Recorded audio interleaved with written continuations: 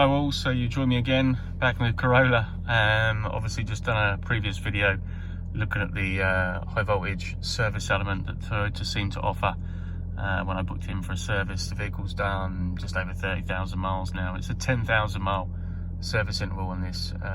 So yeah, the last time I took it, that's what they said to done this service. So I covered that in the previous video, but something else that just struck my eye is I thought I'd have a look just to see if there's any TSBs or recalls. So again, obviously using the snap-on Zeus here, one of the elements that the Zeus does come with, as long as we've got web services and we're on subscription, quite cool features. We can automatically detect any TSBs, technical service bulletins, and OEM recalls. Very similar to what the manufacturers have in their armory, using diagnostics on vehicles. So certainly one of the foremost things they would probably do from a diagnostic element when they get the car in the workshop. So I've preloaded the vehicle in because I was actually just doing the previous video and I jumped straight into another one, so you can see the Corolla's in there.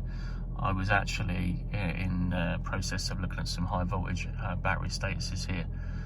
So what I'm going to do is I'm just going to jump straight into the home screen, go into the information icon, and that'll load up whichever variant of it was applicable. This Corolla's an E21, so I'm going to go into the 21. It's a 2-litre petrol hybrid, so I'm going to press OK.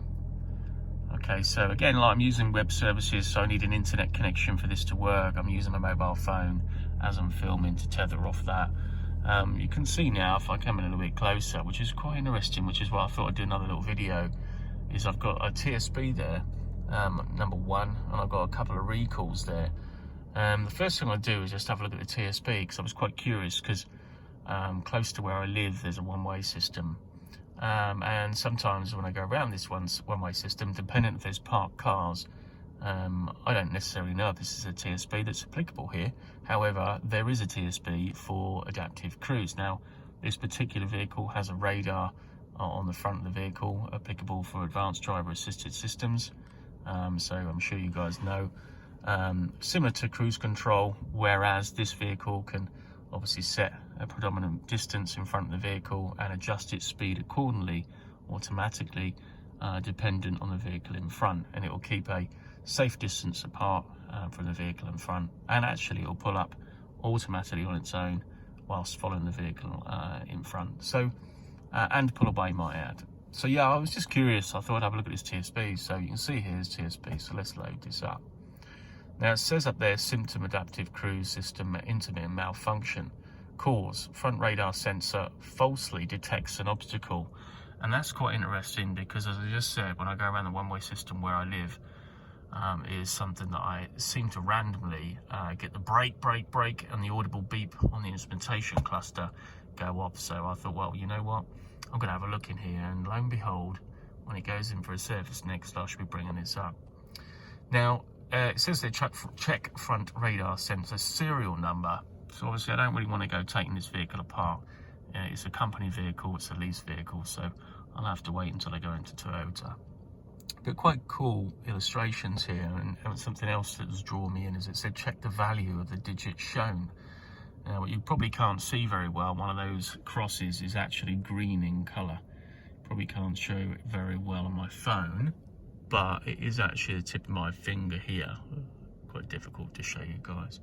But it says here, action required if the value is as shown under 5. And it says renew the radar sensor. So quite worryingly, really.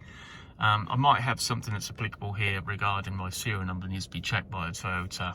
And you can see there it says parts required, parts production date 5/9/2019 on.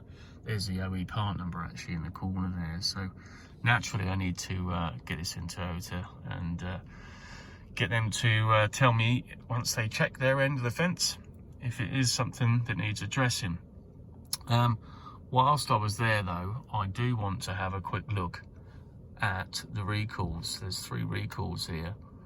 Okay, so what we got here, we've got high pressure fuel pump intermittent fault may develop over time, incorrectly tightened brake pedal bracket bolt, an insecure panoramic roof deflector. Now that's quite worrying because this particular vehicle does have a panoramic roof. You can see there there's the VIN number. I haven't got that far. It's 15th. There's the dates actually Oh, there's the dates. That's quite cool. So this is a March 2020. This vehicle was registered.